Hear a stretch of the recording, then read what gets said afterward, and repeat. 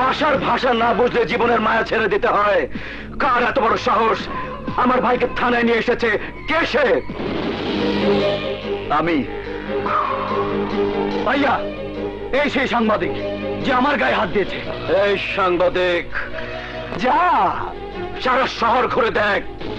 Talukdar builders, Talukdar restaurant, Talukdar bank, বিমা আর medicine company ছাড়া কিছুই চোখে পড়বে না তো। এখন শুধু বাকি আছে তালুকদার পাবলিক টয়লেট আর কবরস্থান, যেখানে গিয়ে জনগণ তোমাদের নামে প্রস্রাব করবে আর কুকুরের মতো রাস্তায় পড়ে থাকা তোমাদের লাশগুলো নিয়ে গিয়ে গণকবর দেবে। মনে রেখো পাশা তালুকদার, সহায় সম্পত্তি আর ক্ষমতার দাপটি মানুষের কাছে বড় কিছু নয়। বড় হচ্ছে সম্মান, মানবতা আর আদর্শ নিয়ে বেঁচে থাকা। মেয়ে মানুষ দেখলেই তাদের ইজ্জতের উপর হাত বাড়ানোর স্বভাব ছাড়তে বলো তোমার ভাইকে, নইলে দু হাত কেটে গলায় ঝুলিয়ে দেব।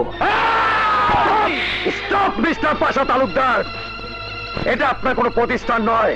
আপনি কোথায় দাঁড়িয়ে কার উপর ক্ষমতা দাপট দেখাচ্ছেন? আরে একজন আদর্শবান সাংবাদিক ইচ্ছে করলে আপনি কেন যে কোনো স্বৈরাচার সরকারকে ক্ষমতাচ্যুত করতে পারে। কলমের জোরে হাজারো সন্ত্রাসী পিস্তলের গর্জন স্তব্ধ করে দিতে পারে, সারা বিশ্বকে উলটপালট করে দিতে পারে।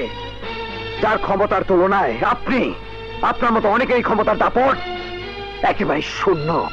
শূন্য না পূর্ণ তা আমি তোদের দেখাবো। সাহস থাকো তো এখন দেখা। মরণ বিন হাতে রেখে সাপের সাথে খেলা করছিস। আমি গোখরা না, অজগর। আমাকে কেউ আঘাত করলে তাকে আমি ছোবল দেই না, ধীরে ধীরে প্যাচে ফেলে গিলে খাই। আমি আমার ভাইকে নিয়ে যাচ্ছি, পারলে তোরা কিছু করিস। আয় মেজো, ছোটকে নিয়ে আয়। চল ছোট।